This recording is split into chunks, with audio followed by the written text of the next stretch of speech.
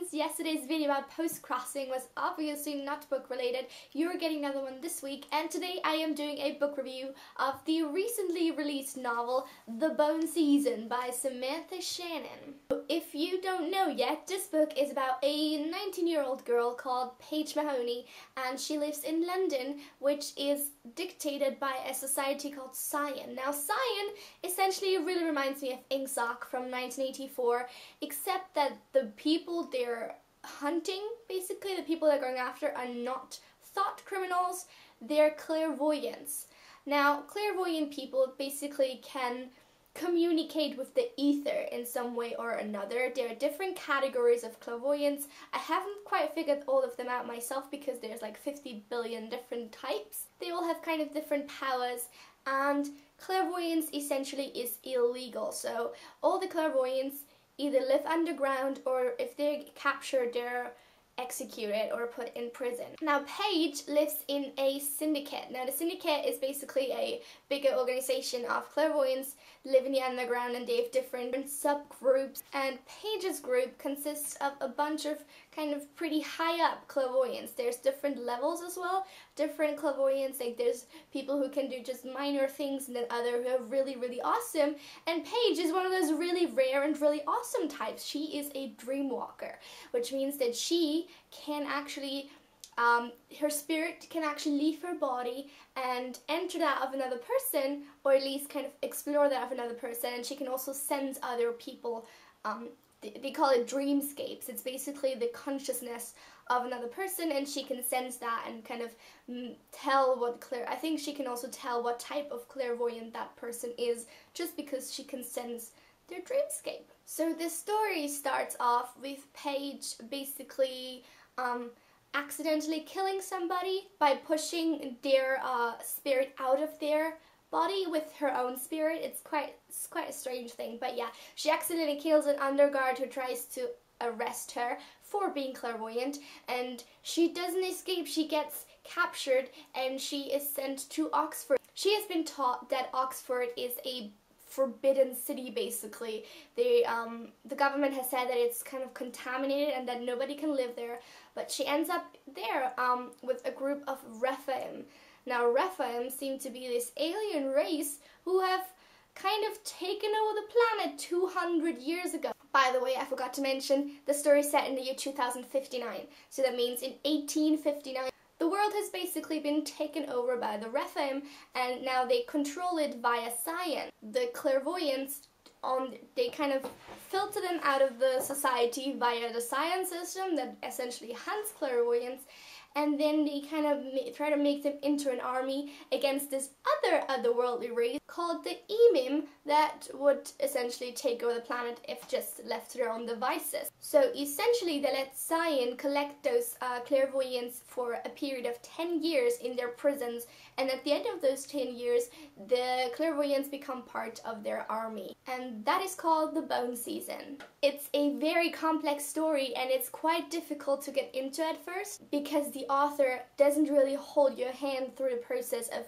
you getting to know this world. She just kind of throws you in there, and then you have to kind of fend for yourself and figure stuff out all by yourself, which I really enjoy. I mean, she doesn't insult your intelligence. She's like, dear reader, I know you're smart, I know you can figure this stuff out, and you do, and it's really fun. It's more fun than if she would have just told you line by line, okay, this is the world, this is the makeup, and here you go, here's the story. No, she just kind of throws you in at the deep end, and I really, really enjoyed that. Overall, I have to say that I really, really loved this book.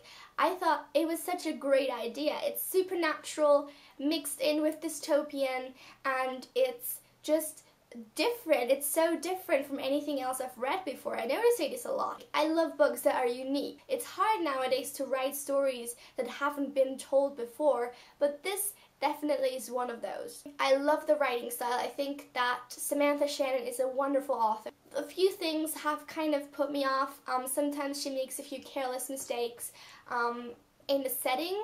So, to give you an example, there's like a fighting scene and you think that they're standing up, but suddenly they're on the floor without ever having moved to the floor, and those kind of hiccups happen a couple of times, and they they're kind of, I wouldn't say that they bother me, they're just sort of annoying because you're like, oh, the movie like running in my head right now is disrupted by that because I kind of have to adjust, and that's a bit annoying, but doesn't happen all that much. I just thought I'd mention it. So there is a love story in this book, but it is one that I genuinely really like.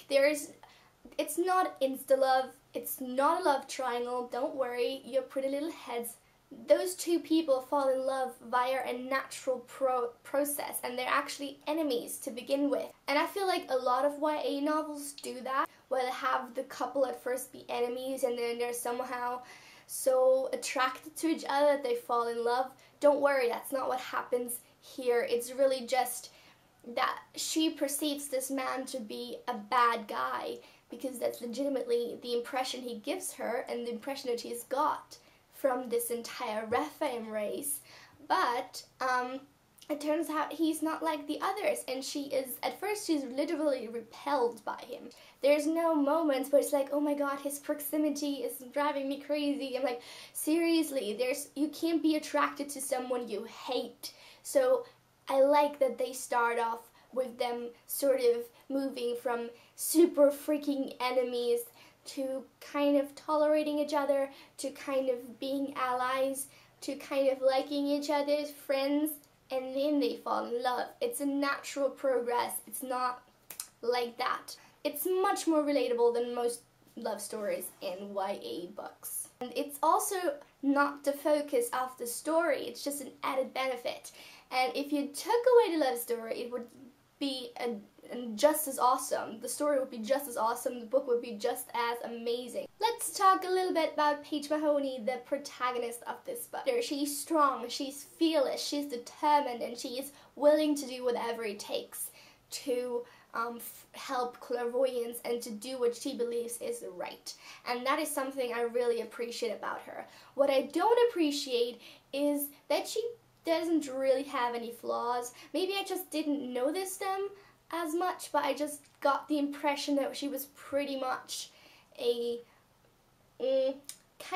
she wasn't perfect, but she was very, very good. She didn't really make mistakes in that sense. She just seemed just a tiny bit one-dimensional.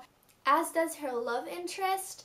I thought he was pretty standard bad boy, but still a good boy. He was mysterious, he seemed detached and without emotion at first, and then he magically opens up and tells stuff. I really, really loved a lot of the supporting characters, especially the members of the syndicate, or the part of the syndicate that Paige was a member of. There were two in particular that I really liked, and that was Jackson, the mime lord, or the leader basically, and Nick, who she was kind of in love with and then turns out to not love her back. I really liked Jax because he was such a kind of dysfunctional character. He was very self-contradictory somehow. Like, on one hand, you can tell that he cares about the people that he has taken under his wing, and on the other hand, he is flat out cruel to them, has no shred of sympathy, and it does make it seem like he just wants them for their powers, which might as well be true. But on the other hand, I do get the impression from him that he wants to take care of them, and that they are part of his family, and that he doesn't want to lose them.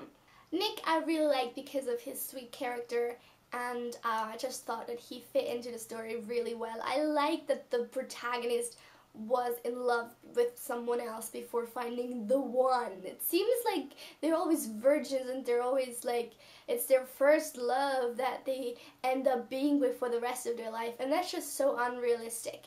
And so I really like that she kind of had a past, even though she was not in a relationship with him, she was in love with him, and she did stuff that she regrets in her past, in like her love and her sex life, and I think that's wonderful. It just makes the person more real and more relatable. Overall, I really enjoyed this book. It was so much fun. I would have liked a few more concrete descriptions on some things, such as the emim. this dangerous race that they keep talking about and that keeps appearing, but we never really get a description of what they look like. And so somehow I ended up always thinking of Wookiees when I saw them.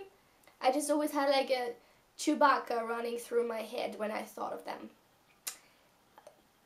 Don't ask. So usually I'm actually a bit skeptic of books that already come with a movie deal and also with as part of a 7-book series, because it's just kind of like, oh, you're just doing this for the money and you're not really putting enough effort in it. But if the quality of the other 6 books can keep up with the first one, I'm all for it. 7 books might not even be enough to sate my hunger for this series. And yeah, I just can't wait for the 2nd book.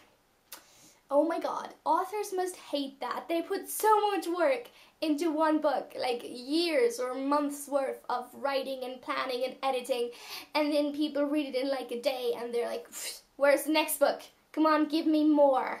So, dear Samantha Shannon, get on writing right now, because I want that 2nd book in no less than 6 months. Yep. That was all from my review. I hope you guys enjoyed this video. If you did, please don't forget to like and subscribe, and go get the Bone Season because it's wonderful and you're going to love it. I hope you guys have a nice week. I'm gonna see you soon. Bye!